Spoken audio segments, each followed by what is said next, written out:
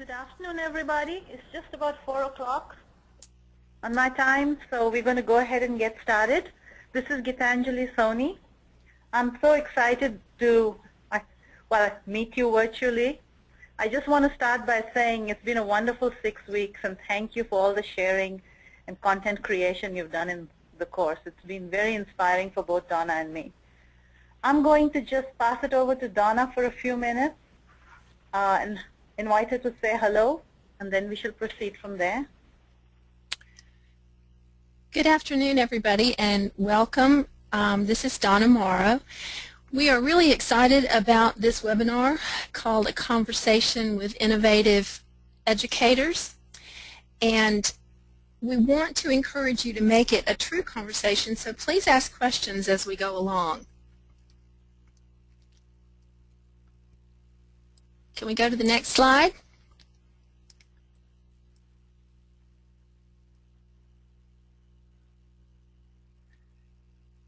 Okay, we've muted all the microphones, but we do want you to be able to send messages or questions.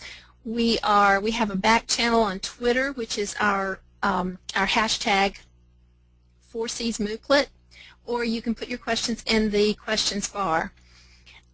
We encourage you to close any applications that may consume bandwidth while the webinar is in progress. And if you lose your connection, just log back in with your original webinar link. So I think you're going to enjoy this. This is going to be great. Thanks. So it's back to me, Gitanjali. I just wanted to tell you that the material for the webinar is on that link, and we'll just put it in the chat bar in a minute for you. I'm really excited to welcome Heather Mullins and her colleagues who will be presenting this webinar. I will briefly introduce Heather. I don't think I could do justice to her in 3 sentences, but I'm going to try. And then I'm going to ask Heather to please go ahead and introduce the rest of her team. Heather is the Chief Academic Officer in Newton Conover City Schools. She is a North Carolina Teaching Fellow and a National Board Certified Teacher. In her previous position, Heather was a PD lead for NCDPI, and we had the pleasure of working with her for several years. Heather has been a fearless innovator in education for many years and has used technology in various forms for more effective teaching and learning. She is also the co-founder of NC Chat. And on a personal note, I want to tell you that Heather has been such an inspiration with all the energy and drive and passion that she brings into education. So Heather, with that, over to you. Okay, Gitanjali, thank you so much. I'm going to actually leave it on that screen for just 1 second so that I can introduce my team today. I'm so fortunate to be with you folks, and I understand that you've had a wonderful experience during the Mooklet. I had an opportunity to go and review all of the materials, and I was just astounded at all the wonderful discussions that went on the discussion board and some of the great readings that were available, as well as some of the applicable tools that you guys got to use. So without any further ado, I have with me David Schuweiler, and David's a chemistry, physics, and physical science teacher in New Conover City Schools. Angie Sigmund, she's a 2nd grade teacher. Jody Dixon, who is a social studies teacher at Discovery High School. And Jamie Fry, who is an English teacher at New Conover City Schools. I'm going to switch over and take the reins here and share with you a couple of different things before we get started. If you have not had a chance yet and you'd like to join us on our site, we're going to be presenting from this wiki today. I have put the link, we've put the link into the chat bar, but also I'm going to give you a short link, a bit.ly, if you need it.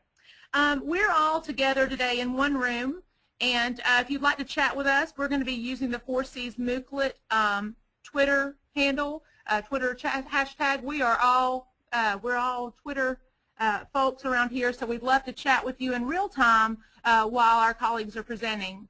If you want to know more about our team, once you get to this website, you can actually click this link, and it has some of the bio that Gitanjali was reading about me, but also you can learn more and see the faces of our incredible teachers here in Newton Conover City Schools who will be presenting for you today. I don't have enough time today to talk to you about how amazing each of them are, but you're going to see that for yourself as we discuss all the innovative strategies going on. So as we get started, I just wanted to spend about 2 or 3 minutes telling you about some of the things we have in Newton Conover. Everything in this presentation is hot linked, so if you're interested in learning more about some things that we're doing as a whole, you can click on any of these links or any of these icons. So the first link is actually the link that will take you to this website where we are today. It's bit.ly/4CsMOOC. The second link will take you to that page where you can meet our team. And if you are here and you're live, you can actually click that third link, and that will take you to the Twitter feed for 4Cs MOOClet. So I feel extremely blessed to be in Newton Conover City Schools because here we are truly modeling as leaders what we want our teachers to embrace in terms of innovative technologies. We use multiple formats for presentations like Screencast-O-Matic. We use wikis and blogs all the time. We create videos using iMovie. You can see many of those. All of these links will take you to places. Of the teachers in the room, 2 of them have already been featured in lessons on PD360. We are a Google district, and we depend on Google, and we use it with our students as well as with our teachers and in our meetings. And also, 2 of my colleagues and I, and another educator from Lenore Ryan University, we founded NCED Chat, if you've had an opportunity to be part of that. We also communicate using a lot of different technologies. We house presentations on wikis, as I said, and we also have an online curriculum newsletter that comes out monthly. If you'd like to take a look at that, you can click that link as well. And finally, we expect a lot of these folks that are in here in this room with me today. They are all members of our tech team. We expect them to present twice a year at our digital days, which is like a concurrent conference within our district. If you'd like to learn more about the sessions we provide, you can click here. We also ask them to present at the North Carolina Educational Technology Conference, NCTIs, and they all have to submit proposals. We also ask them to conduct various technology conferences and workshops in our district. And all 4 of these people have been accepted into our Region 7 Digital Learning Academy that begins this month. So we're really, really proud of these folks. Now, I've taken all my time. So I'd like to introduce you to David Schuweiler at this time. David. Hey all, my name is David Schuweiler. My students call me Mr. Schu because just try spelling Schuweiler on your first try. I'm a high school honors chemistry, physics, and physical science teacher at Newton Conover High School. What I'm going to be sharing with you today is how I use Google Docs, and specifically Google Drive, in scientific inquiry. Okay, so inquiry, obviously the big buzzword in science education right now, and using the 4 Cs is a really powerful opportunity to be able to engage students through inquiry-based activities. And so my philosophy in education for technology is I like to keep it simple. I like to follow the KISS principle of keep it simple, stupid. Teachers, while many teachers do use a lot of tech tools, and that is, for a lot of people that's great and that's awesome, I'm one where I try to do as much as I can with as little as I can. I'm a very task-oriented person, and I just simply can't keep track of that many things. So I'm going to share with you right now what I have my students do in the story of Ashley and John's lab report.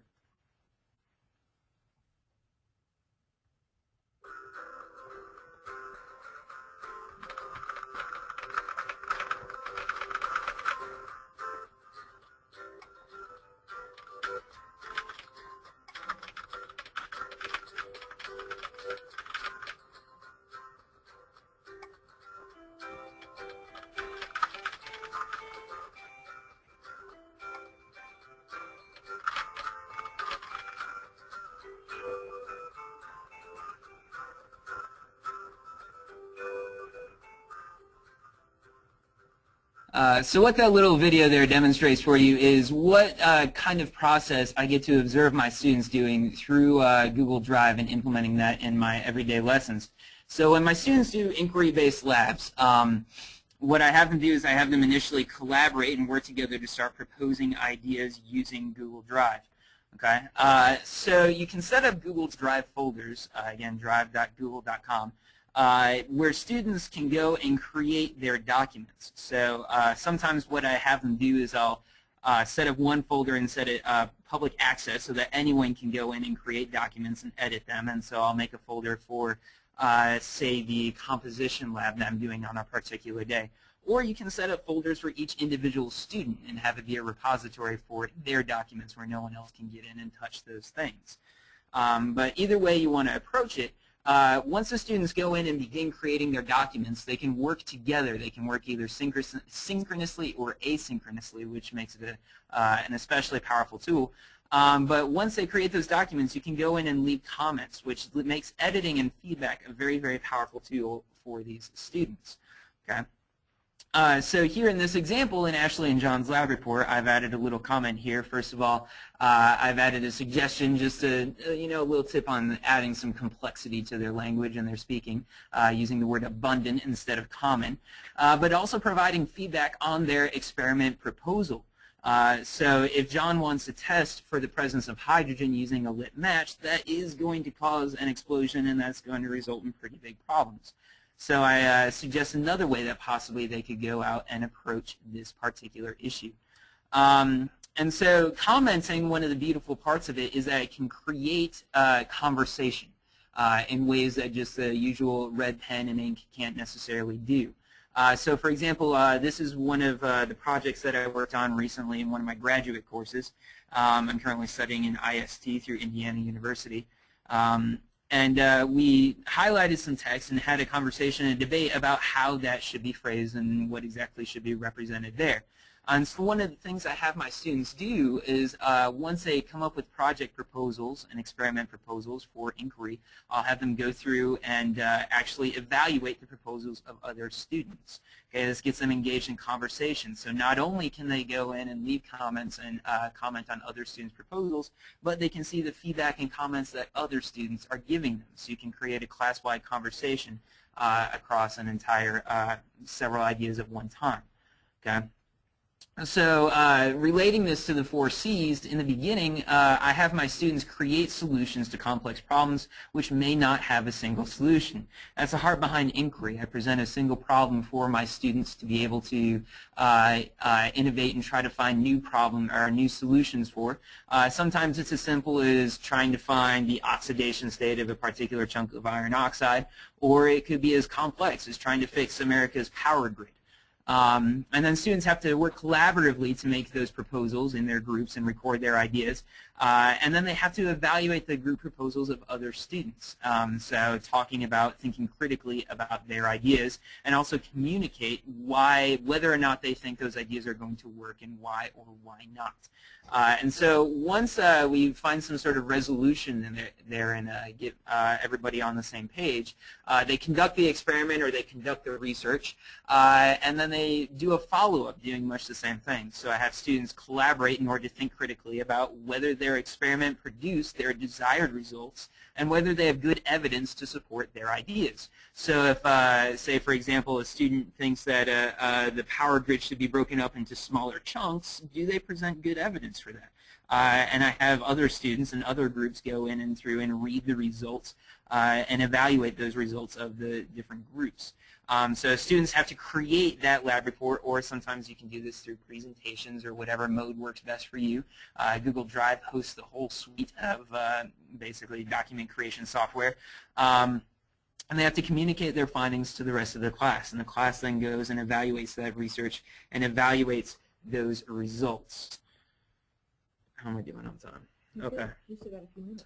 Okay. So those are some ideas and some ways that you can use this in the classroom. And again, you can do this in Google Docs. You can have students creating presentations. And really, the sky's the limit in terms of the way Google Drive can be implemented and used in the classroom. Getting some software updates here.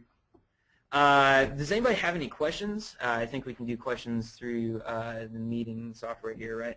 Yeah, I don't see any questions right now. Okay. Is there anything in the questions bar, Gitanjali? Or We are Donna? monitoring it. We have no questions right now. Okay, super. If you are a PD360 user and you have a PD360 account, you can go into PD360, log in, and you can do in the search bar, put Newton-Conover, and you can watch David Schuwaller teach 2 lessons where he really models very well with his students the use of Google Drive and also the use of the 4 C's in his chemistry classes. Okay, so thank you, Shu. And now we're going to have Angie Sigmund. Angie's a 2nd grade teacher at Shuford Elementary. She's going We to have one question. Can I jump in with that? Absolutely. On the student comments, how do you have them give meaningful feedback? That's from Deborah. I'm sorry, could you repeat that question? On the student comments, how do you have them give meaningful feedback? Before students start leaving comments on other students' work, we go over some ground rules and expectations of this being kind of a constructive sort of activity. And so meaningful feedback can be sort of deconstructing an idea for the purpose of building that up. So what the thing that I try to encourage my students to understand in science is that science isn't really about proving yourself right, it's about trying to prove yourself wrong. And so I encourage my students to try to validate their arguments and to be able to come up with support for the positions and the proposals that they're creating. And so then I have my other students take that challenge to say, well, what are the holes in this proposal? What could go wrong? Or what is it that might not necessarily give the desired results? And so that's kind of how I structure those ideas. And in my own feedback as well, I kind of go through and monitor and go through it with the same sort of critical eye and saying, you know, what's going to work for these students, what's not going to work for these students.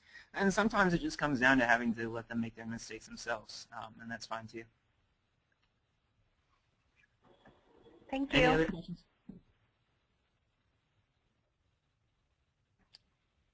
Okay, thanks. And this is Angie Sigmund. Hi, I'm Angie Sigmund. I teach 2nd grade at Shuford Elementary. And before I get into the digital tools, I was just going to give quick background on how I run my math class so the digital tools will make a little bit more sense. I am a one-to-one iPad classroom with the use of an iPad cart that I share with another teacher at our school, and with our bring your own device policy, I was able to get enough devices for everyone in the classroom. And in order to get my kids engaged, I really try to use real-world applications and make math relevant to their everyday life. And one way I do that is through the use of project-based learning. One example of the projects that we've used in our classroom in the past is our parking lot project. Our school system is having a new school being built, and so my students were charged with designing the parking lot based on a certain set of dimensions. Once they were given the problem, they began working together and really trying to figure out the most efficient way to design the parking lot. They were working problem solving, trying to figure out how many parking lots they would need, what should the sizes be, and using a lot of math skills as they came to their solution. Once they had created or come up with a solution, then the expectation was for them to create some sort of presentation to either share within our groups or to share in front of our class. So now that you know the setup of our math class, as they begin their research, sometimes I use the Symbaloo. So Symbaloo is a website that they can also interact with on their iPads. So with only having 2nd graders, and the Symbaloo that you're seeing is an example we used for a shopping project where the problem was that it was snowing outside and their parents couldn't get the car out to go to the grocery store. So their parents gave them $20 to buy enough food for breakfast, lunch, dinner, and a snack. What were they going to buy? What were they going to buy? How much it was going to cost? How much money would they have left? Well, the problem with this, when I went to go out and research it, was a lot of the websites only gave the products and didn't give prices. They wanted them to go to a local store in order to find those prices. So instead of sending them out on a wild goose chase, I was able to specifically find websites that did exactly what I wanted, and I was able to put them on Symboly. So instead of them spending so much time outside searching, they were able to get right to solving the problem that was involved in their project. So Symboly has been a great help to keep them focused on the problem-solving process.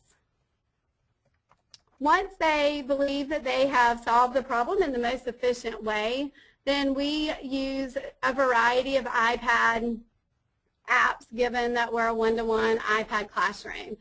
The iPad apps that we've used so far are Prezi, Keynote, Haiku Deck, and iMovie. You can see over here we have an example of the parking lot project that I was just talking about, where you have they've used the Keynote in order to create their presentation. Then the problem I was having was that my students were constantly coming up to me and asking me questions as they were working through their projects. Well, while they're working on projects, I'm pulling kids that need remediation and need support, either small groups or one-to-one students. So I began using Today's Meet in order to back channel any questions. And through the use of our NCCS policy. So let me address that, Angie. Okay. So a couple things that I think are important to note here in terms of digital technologies. Students under 13, there are a lot of really cool tools out there that are wonderful and fun, and they seem perfectly innocent, and yet for us to be compliant with SIPA and COPA and FERPA privacy policies, it's really important that we have the right documentation for these students to use these technologies in class. So because Angie is a one-to-one iPad classroom class, parents do sign an acceptable use form that tells that Angie will be using Edmodo and other Web 2.0 technologies to interact with the class. And then if parents have questions, of course they can ask. But I do want to point out that we are aware that Today's Meet is a tool that the privacy policy does indicate that it's for students 13 and older. So having that parent permission is absolutely crucial. And so if you're unsure about a tool that we talk about today, make sure that your district has those acceptable use policies in place and that you do have parent permission, specifically if you are working with students under 13 years of age. So if you look at the bottom of the Today's Meet conversation, you can see I began the conversation, and then my students they constantly try to ask me questions. Usually I respond with some sort of question that gets them back to trying to solve the problem on their own. But if you look at this Today's Meet, you can see that even my groups will talk to each other and communicate with each other and help them through the problem-solving process.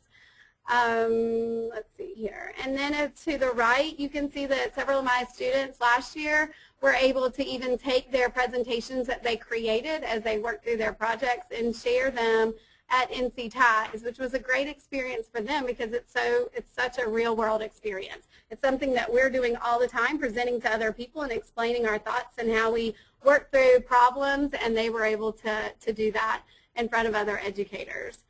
And then at the bottom, I've just included some resources that I use to get me started with project-based learning.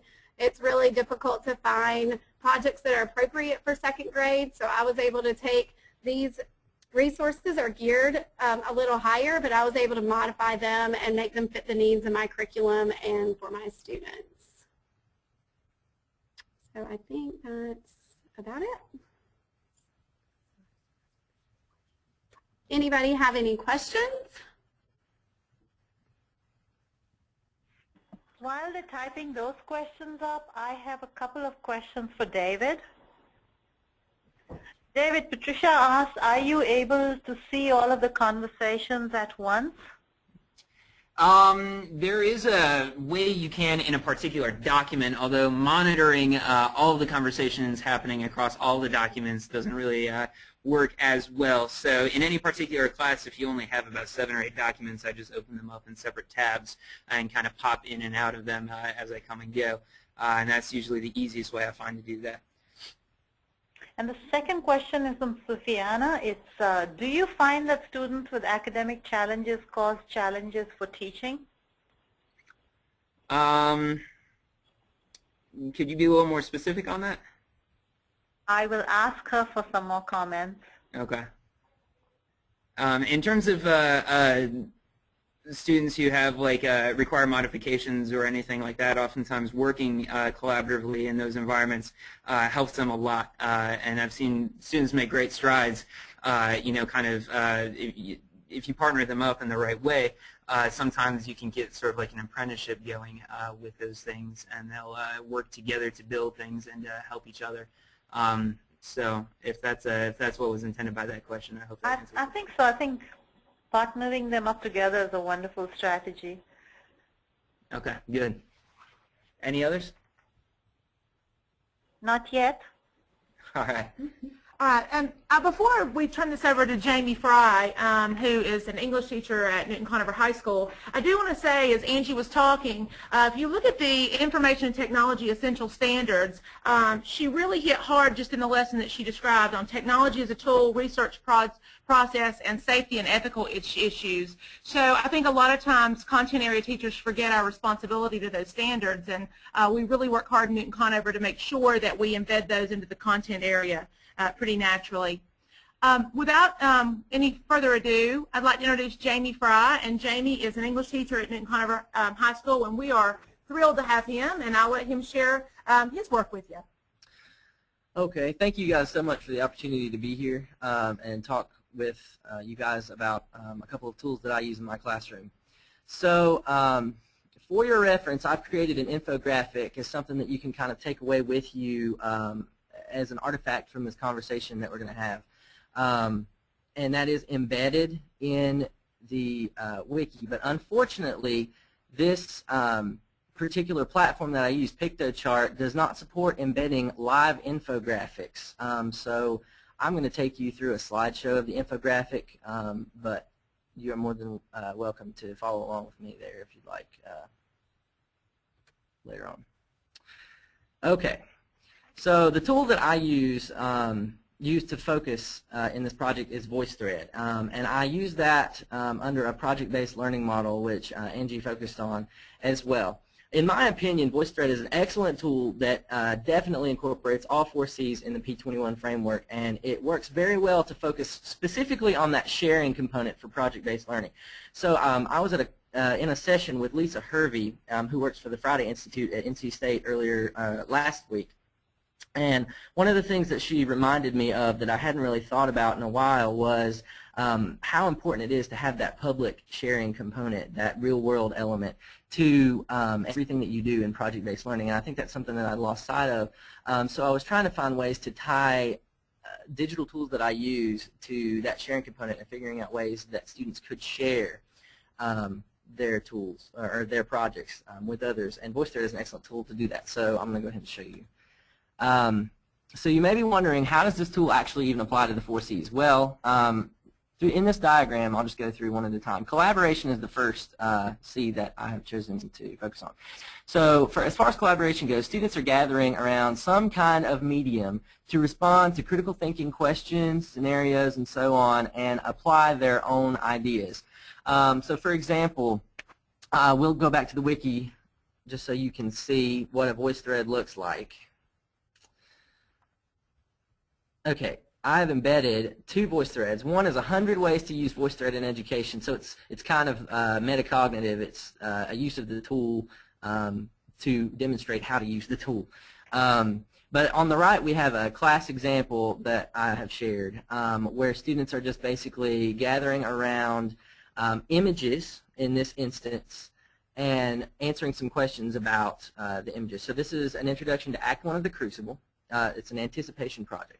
So the kids had to answer some questions, some critical thinking questions about the Crucible, and they chose to do text responses as well as some vocal responses. And I'm not sure if you'll be able to hear those, but I will let you listen to one of them really quick. The Crucible, written by Arthur Miller, was a book about a Salem witch trials, but there was a secret meaning.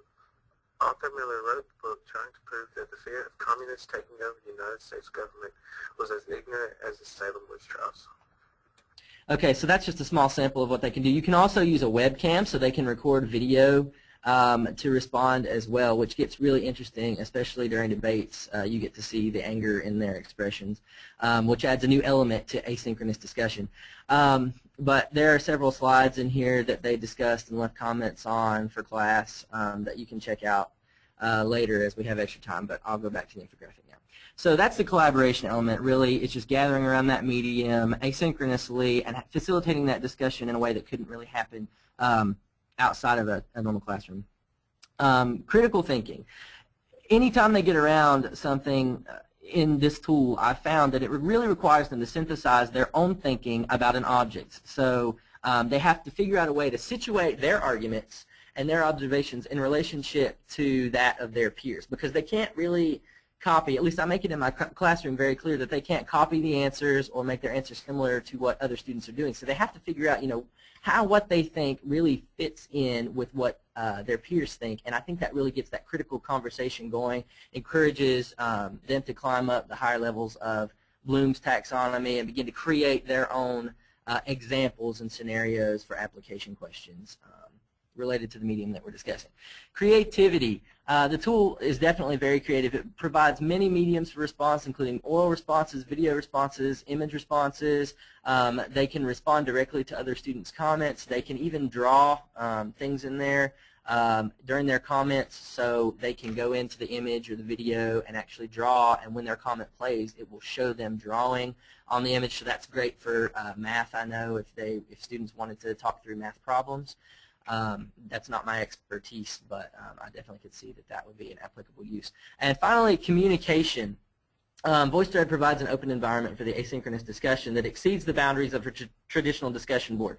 I still use blogging. I blog with some classes internationally and have my students do that with other classrooms. Right now we're doing it with one in Michigan.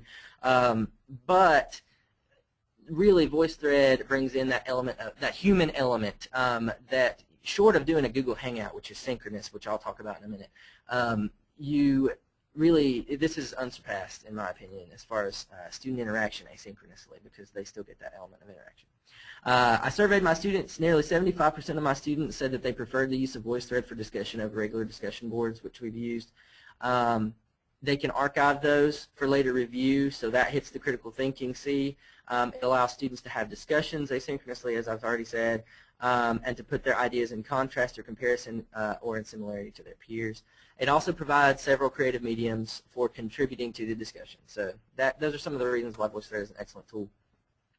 And one important note, VoiceThread is not the only tool that you can use to achieve these same benchmarks. I'm not trying to say that this is the end-all, be-all. Believe me, it's definitely not. So I provided a few at the bottom for you to look at after we're done here that may help you in a different content area more than this tool. What I was talking about earlier when I said that the image file that I embedded in the wiki doesn't work for the interactive portion, this is one of the things. I've embedded a video that gives you a basic tutorial. I didn't want to take up too much time explaining how you use it, technically detail how you create it, things like that. I invite you to watch this tutorial later to pick up on some of those things. It's an excellent tutorial. It's created for educators, and it's spot on. I definitely recommend it. So if you'd like to use this, I definitely recommend that. And there are just some possible uses here. This is actually something that you can click. If you click here, 28 more strategies will come up in a short slideshow that I have for you of just basic different things that you can use it for in the classroom. And other parts of the classroom have been touched, or other content areas, excuse me, have been touched in that presentation. And then finally, just where do I go from here? How am I doing on time? Oh, okay. So if that tool isn't for you, there are a few tools that you can use. Kahoot is something that I picked up on last week, and I would say in the 2 or 3 days that I've had the opportunity to use it, I swear by it.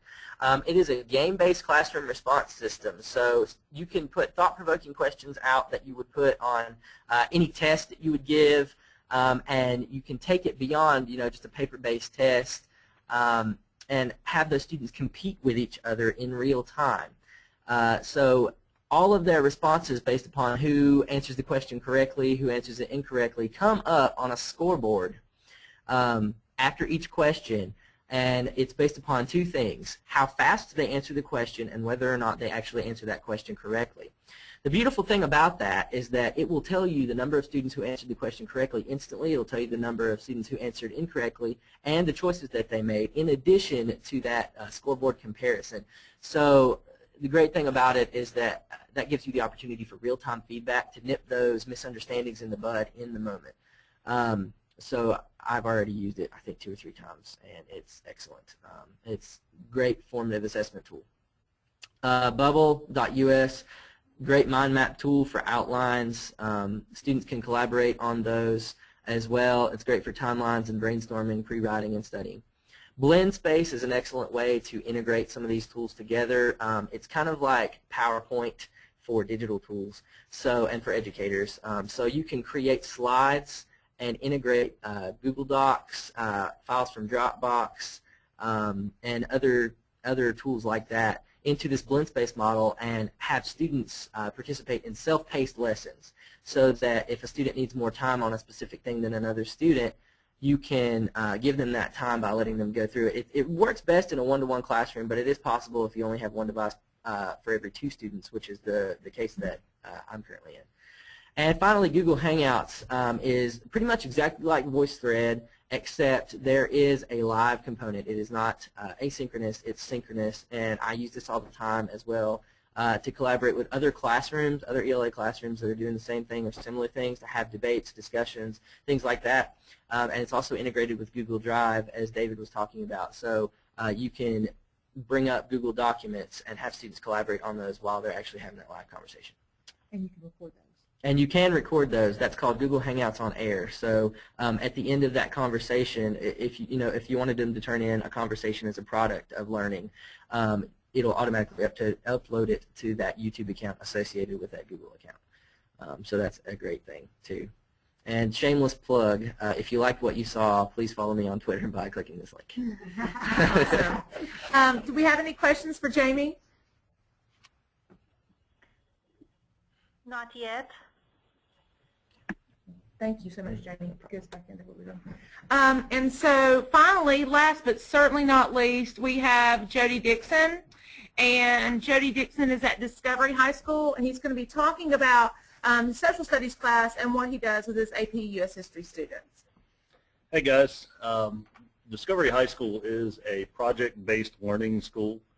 So we try to put the creative juices in the students. We want them flowing all the time, and I don't want to be a sage on a stage. So I try to put these guys in positions where they are creating what they are learning, and they're showing it in a public way.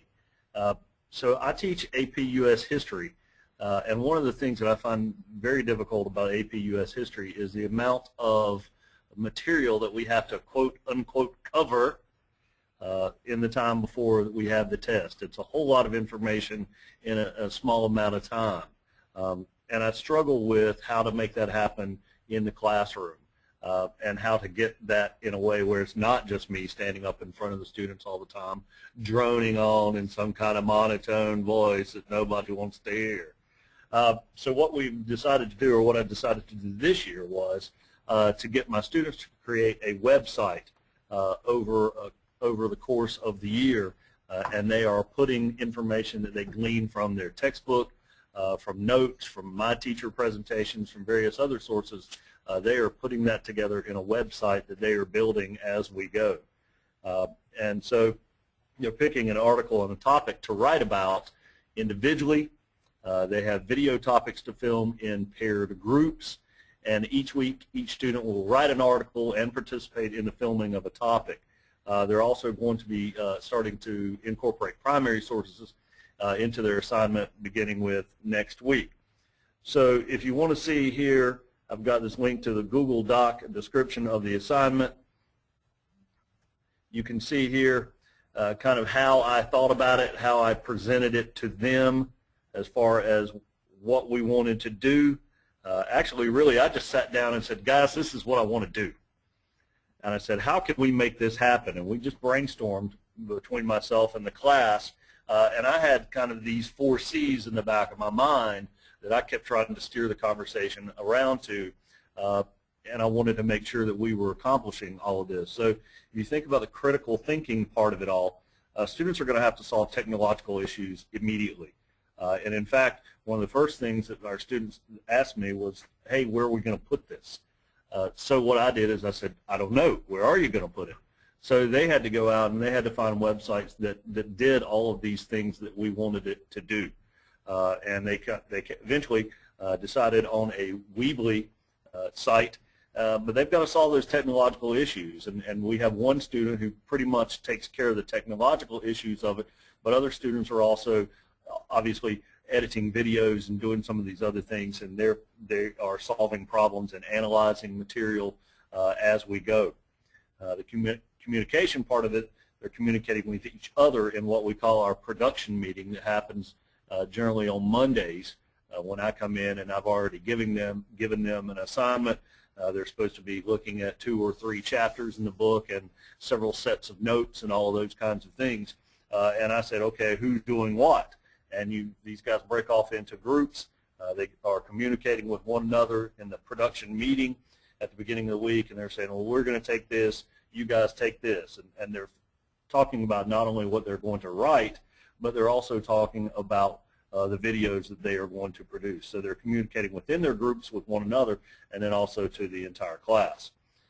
In collaboration part of it, they're collaborating within their groups when they're assigning their roles, also within the context of the larger group as they assemble the site, as they're trying to figure out what problems they might have, as they're maybe fighting over who gets to do what. And the really interesting part of the chapter, you know, and there's some boring parts. Of course, I don't think anything in history is boring, but I don't know, sometimes kids do for whatever reason.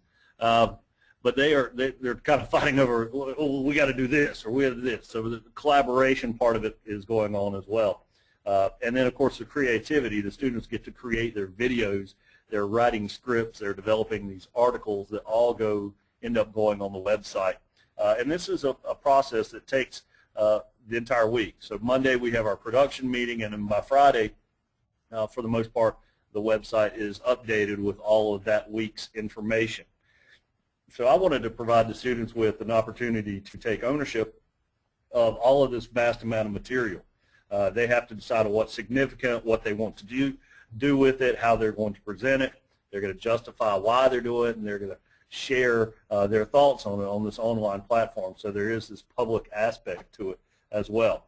And I also hope to engage and motivate them by giving them, as PBL, we say voice and choice, so that they get to be creative, they get to choose their topics, those kinds of things. So let's see if I can go back here to the website, and we'll just show you very quickly what it looks like. It doesn't exist yet. Well, that's bad. It just existed this morning. Yeah, it existed this morning, but oh, it's still trying to go here. Let's see if we can take that out. Okay. And then do it this way. Okay, so you can see here how they've set this up. They've got some crazy stuff on here. The thing that's kind of funny about it is the first couple of weeks they did a lot of really good. They had a lot of really good information, and they had the most boring videos I'd ever seen. And I told them that in class. I was like, "Look, you guys, you're getting the information across to people, but your videos are really, really boring." So you can see that if I go down here to the kind of the bottom of it all, they've written some stories about different things. And we started off with these videos that were pretty boring. And then by week 2 here, our students began to get a little creative, and you can see they've actually incorporated an Apple TV. They look like they're on a set. So they've done some very fun things with it. And if I click on it, and I don't know, we'll see if it will play here for a second.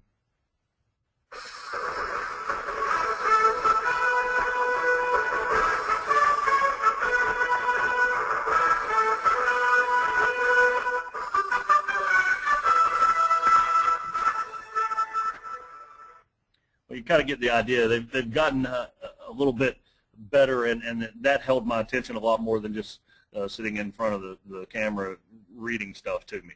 And of course, if you spend some time here looking around, you'll see that they've done all kinds of of different things now. They're beginning to incorporate chase scenes into their videos. Lots of action happening now, and I look at it as something that not only can I use to present to future students, but you know, we're sharing this with their parents. Their parents can understand what's going on. People in the community can see what's going on, and of course there's areas for comments as well. We haven't gotten a lot of comments yet, but I haven't really shared it with anybody while we're kind of trying to work out the bugs at this moment. So that's kind of where we are here with what we have going on. Any questions for Jody? I have a question also about VoiceThread. I'll go with that one first, and then there's another question. The earlier question was, do you think that elementary age children could use VoiceThread? I definitely do. There are a whole lot of ways that you could do that. You may need to hold their hands to start with, but I think it's a scaffolding issue. The training of the tool would be the biggest issue, but there are actually examples, and I promise, I will link them on the wiki. There are a couple of elementary examples out there on VoiceThread for Education that I can link on the wiki and show you where students are actually leaving the voice comments and they're having like great conversations. So if that works, I can definitely do that for you. Thank you. And I have another question for Jody, I think. How long does it take for you to prepare something like this? In other words, teacher prep time before you introduce it to your students? That is a good question. A lot of times what I do is I try to think about the questions that they're going to have, and I try to answer those in some of the documents that I might give them in the beginning. And then a lot of times also they'll come up with great questions, and we just sit around and we have a conversation about it. And like I said, in the beginning, I didn't even have what website service or what kind of website I wanted them to use. I said, let's talk about it. Let's see what you guys will need, and let's look at it. And by the time they really got into doing the work, they themselves had figured a lot of it out on their own. And I just get to sit back and look good. And they're doing all the work, which is cool.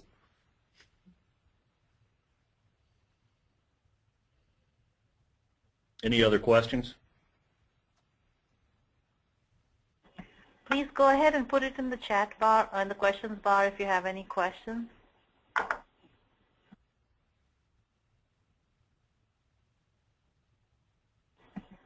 Or you can tweet it. Yeah, Jamie's over here manning the Twitter. He's ready for some questions. We've had one via Twitter, and I'm getting ready to post a picture of these folks in just a second as they sit here and work with you guys.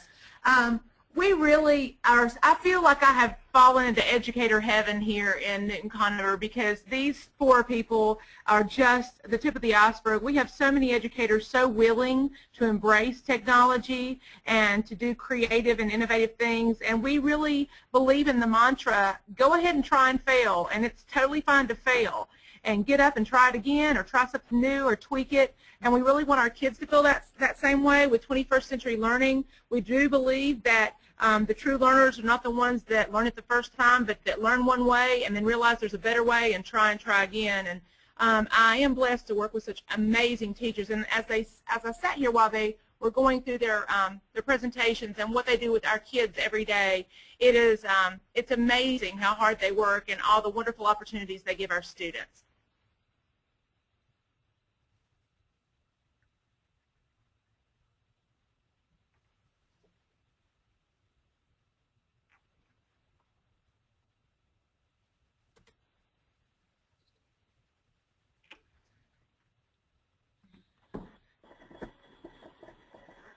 So, Gitanjali, you've asked a question about VoiceThread. I used VoiceThread a while back. Let me reload the code. I'll reload it. And it was, educators could get free accounts. So now, Jamie, was your educator account free, or did you have to pay for some VoiceThread accounts? I did not pay. Everything I've done is free. Everything that you can see there is free. Everything Jamie's done here is free. You can go to VoiceThread. They have an education account, and you can actually get some free services that you would not be able to without filling that out. So You think it's 50? I think it's 50 voice threads that educators can have. I know it used to be. Oh, Jamie tweeted the elementary link. So the elementary voice thread, we will actually put it on the wiki later on, but he did tweet that out already. Any other questions? We have some comments saying, wonderful job, awesome ideas, great sharing, so thank you. Well, we are more than happy to share with you guys, or if you have any further questions, I'll also link my email in the top, and I'll talk with the teachers, and if they want me to get the questions and then send them to them, or if they feel comfortable sharing their email addresses, we'll put them up there. You can always get to these folks on Twitter and tweet or direct message them and get them a message, or me as well. We'll be more than happy to answer any questions for you or do anything we can to support you. We do believe in collaboration outside of our district.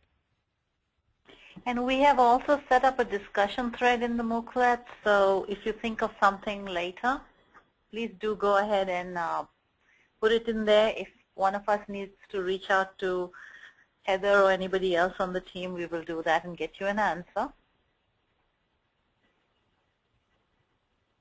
Okay, so I'm going to, at this time then, Gitanjali, I'm going to turn that back over to one of you. Who wants the controls? Send it back to Beth Ann, please. Okay. And the question was this about archiving this. This webinar will be recorded and it will be posted in the course because there were several of our colleagues who could not make it today. We will give it another couple of minutes to see if any other questions come in. I do really want to thank Heather and the team for sharing with us. I also want to thank Beth Ann Williams, who's here in the room with me, making sure everything works fine and answering many of the questions.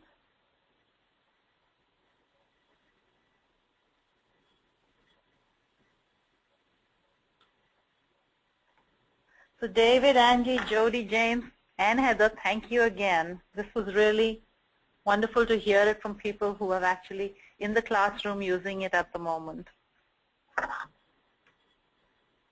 You're very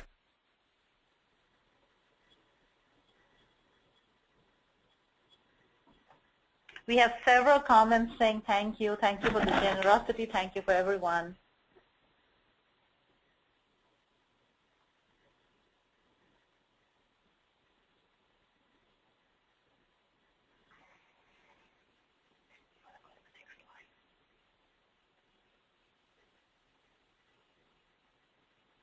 So if there are no final questions, again, I'll thank you for your time.